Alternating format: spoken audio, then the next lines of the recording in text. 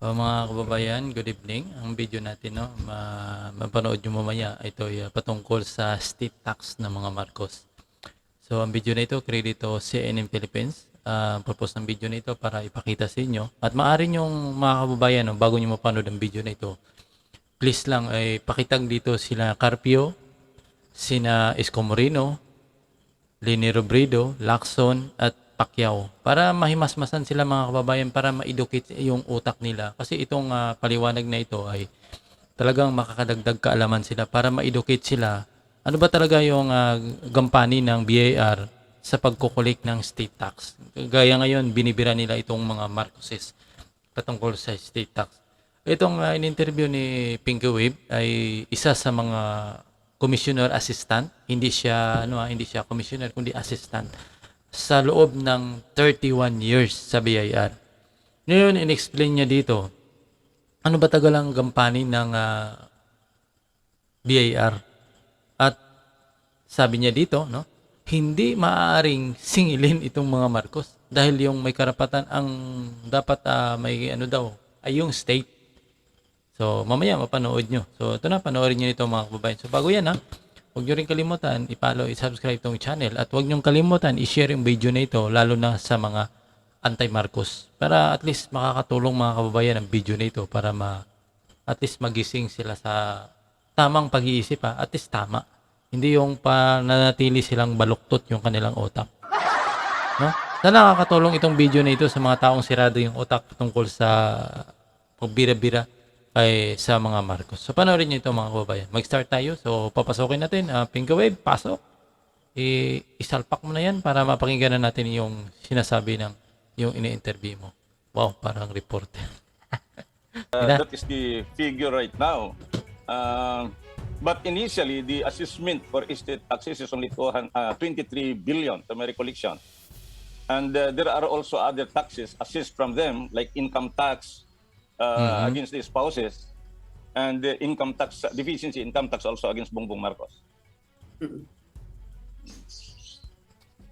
Yes, sir. I think you're talking about the 1997 ruling, wherein they talked about the estate tax and the income tax also of the former First Lady and Bongbong Marcos. That's what you're referring to.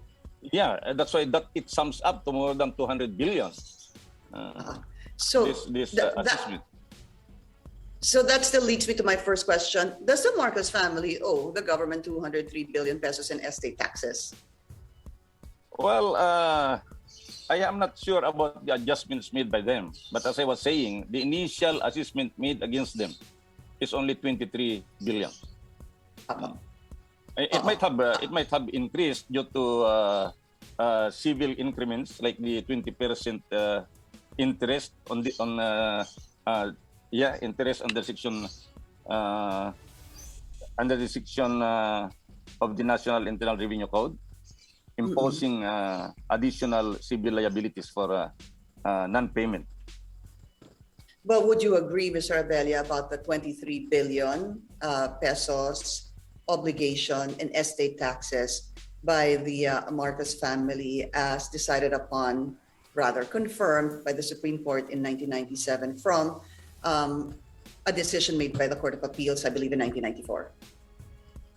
Yeah, that is a decision by the Supreme Court. So the liability is already there. At kailangan ho bang bayaran yun? Because there are so many other different interpretations here. Meron pong sinasabi na it's still under litigation. Even a former Senate President Juan Ponce Enrile saying na meron pang mga nililitis na mga kaso. Ano ho ba ang inyong pananaw dito? Meron pa bang nililitis na kaso? Or as the Supreme Court said, this is final and executory and unappealable?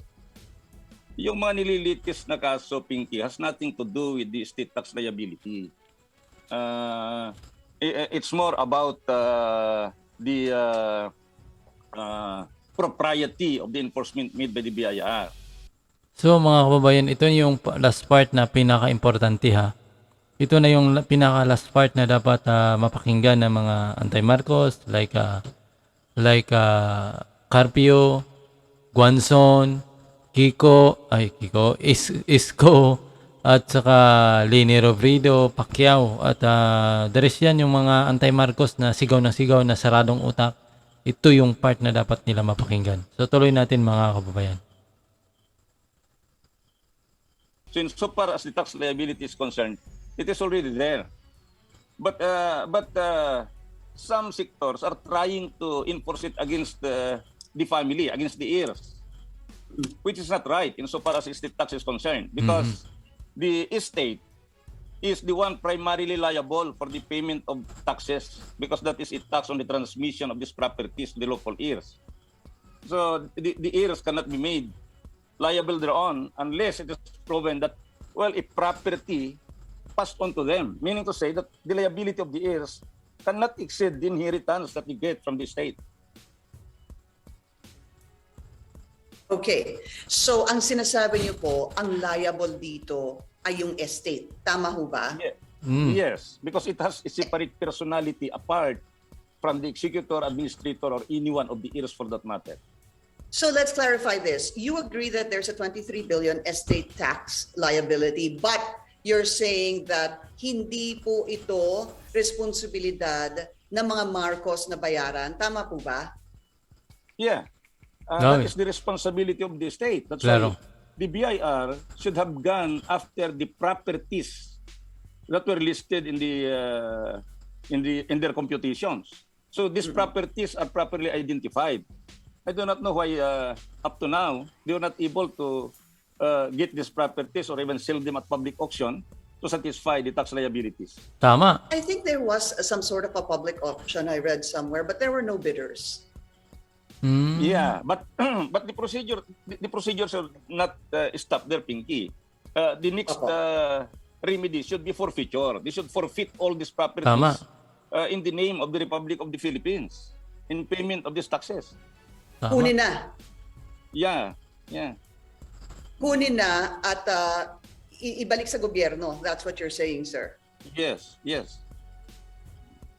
That's why in the event that So the 23 billion, basically you're saying, the government can actually collect this money via selling of the properties. Let's say the 11 parcels of land supposed to be listed in Tacloban. Pwede pong ibenta na yun para mabayaran itong 23 billion. yeah. Ano po yung personality ng a co-administrator or executor? You were saying a while ago that that is completely separate because hindi ho pa yung co-administrator dito. Is the former First Lady Imelda Marcos and former Senator Bongbong Marcos. Go ahead, sir. Yeah, they are there only to oversee the settlement of the state. If they wanted to pay voluntarily, if for instance there is a cash available as one of the properties of the state, they can do so. But if they do not deliver those funds of the state, then the remedy there is to enforce by a summary remedies, and this is the warrant of distraint and levy, warrant of distraint or warrant of levy against real properties. Warrant of what, sir? And warrant of levy? Warrant of distraint directed against personal properties like shares of stocks, bank accounts, etc. Tama. And the warrant of levy directed against their real properties. The real property. Okay, sir, we just need to take a very short break. The source will be right back. I left the BIR in 2012, and I'm now in private practice. Apo. Yeah. Mr. Abella, let's talk about that. Dahil nandun po kayo sa BIR, for how long? I was there for 31 years. Bo, tagal. 31 long years. That's a long time. Okay, Yeah. so from the time that there was a Court of Appeals decision in 1994 and then affirmed by the Supreme Court in 1997, it seems that a lot of the questions are really being passed on to the BIR. Why has not the BIR collected on this? You were there for 31 years. Pakinggan nyo ito Yes. Pakinggan nyo. Sagot. Yeah. Well, that's the responsibility of the collection enforcement people of the BIR. Because, in the collection of these taxes, deficiency taxes, they have only 5 years to collect.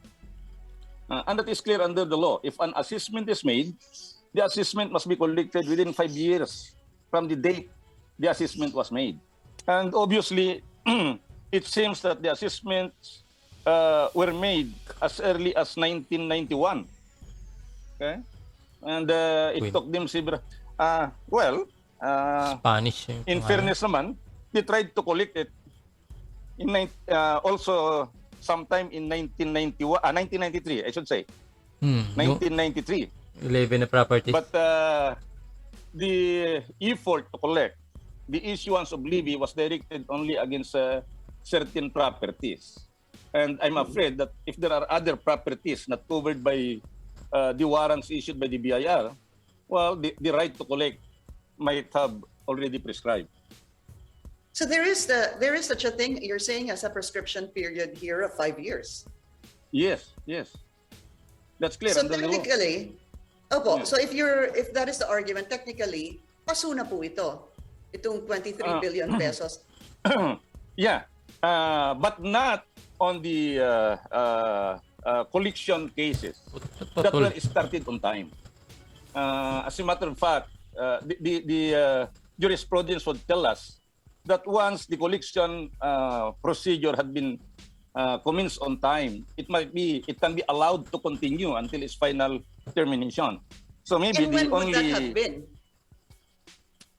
What I'm saying is the only properties that they can levy upon now are those that are covered by the warrants issued sometime in 1993, but not to issue another warrant now to collect the other tax liabilities. All right. Unfortunately, sir, we've run out of time. I wish we'll be able to speak to you again to be able. So yan, tatapos na mga kababayan, no? So sayang, bitin yung halos 9 minutes yung interview ni Pinky Whip dito sa kay Abella, dating Commissioner Assistant, no? Na napakaganda yung paliwanag niya. So sana nakakatulong ito sa mga saradong utak, anti-Marcos, no? Na mga putak ng putak. Lagi kong sinasabi natin na hindi tayo kontra doon sa pagsisingil ng buwis. Kontra lang tayo sa mga mapang-abusong pagsisingil. No, kumbaga walang habas like curfew, sigaw ng sigaw, dapat bayaran daw 203 billion pesos na state tax, Isko Moreno. Sila yung lumalabas ng mga lutang ng mga tao walang mga isip, di ba? Ang linaw na hindi naman talaga obligasyon ng mga Marcos yan magbayad ayaw namin magbayad Anong gagawin nyo? O di, yun na, sinasabi, ililevy nyo yung mga ari-arian. Sa totoo katunayan, sinabi din ni Abella na 1993, mayroon nga silang kinuha. At ang sabi naman ni Pinky Web, ay tila, wala ata yung walang buyer, walang bidders. Di ba? Ibig sabihin, anong sana yung properties na yun? Yun ang tanong natin. Dahil walang bidder, saan yan? Binalik nyo sa mga Marcos? O di, forfeit ninyo. Diba tama naman, i-forfeit nyo. Ibig sabihin, kukunin na nila yung ari-arian. Kukunin na ng gobernong properties. Kahit walang auction dyan. Kahit hindi na nila gawing pera yan. Basta i-forfeit na nila. Diba? Ang daming paraan nga lang siguro. Talagang kung magkaroon ng pagdinig to sa Senado, lalabas ang mga baho ng mga komisyoner na yan kung anong pinanggagawa nila. Pati itong PCJJ, mahalongkat yan ano bang pinagagawa nila. Sigurado yan mga kababayan. Sana matuloy yung pagdinig sa Senado para magkaalaman na yung ginagawa nila. Ngayon nagsisilibasan yung mga taong may matalino, may utak, gaya nitong kay Abella. At least nalilinawan na kahit paano nakakatulong, no? Na hindi dapat naman talaga habulin yung mga Marcos, kundi yung state. Kasi yung state, halimbawa, may ari-arian, bakit hindi ginawa ng paraan ng BIR? Bakit sisi kayo sa mga Marcos? Samantala, nasa BIR yung kapangyarihan, mangamkam ng lupa. Ibig sabihin, manguha ng lupa, manguha ng properties para isatisfied yung sariling, kumbaga para masatisfied yung state tax na sinisingil ng gobyerno. So, napakalinaw, di ba? Malinaw. O, Carpio, ano ka ngayon?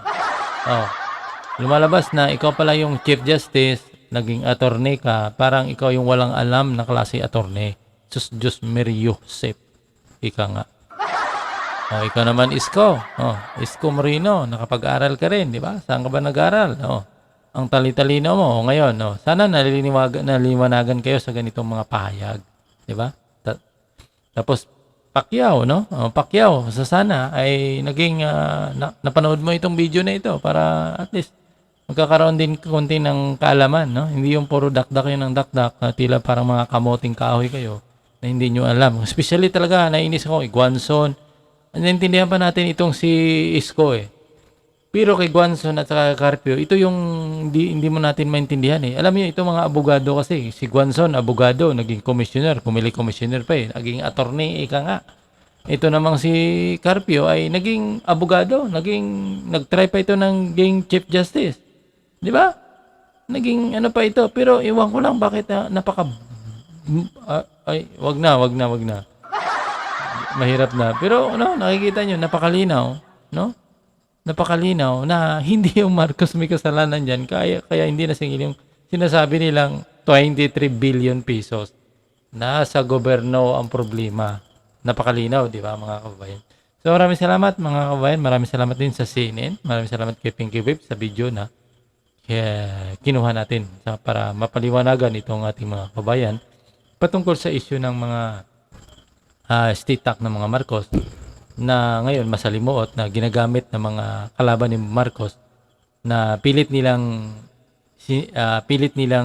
tinitwist para paniniwalain yung mga tao na magnanakaw ganun, pero sinong lumalabas na bubo? Itong mga anti-Marcos, lalo na itong mga supporters ni Lini Robredo na ginagamit nila itong propaganda na ito para siraan yung mga Marcos. Kayo mga siraulo talaga. Sana tamaan kayo ng kidlat. So maraming salamat mga kababayan. Good evening. Ingat at huwag nyo rin kalimutan mag-subscribe sa ating channel kung naabot nyo itong pahayag ko nito. So paki-comment sa baba na pakisabi nila, opo, naabot ko yung message nyo. At ang huli, kita-kits tayo bukas. Good night at ingat kayo palagi. So maraming salamat.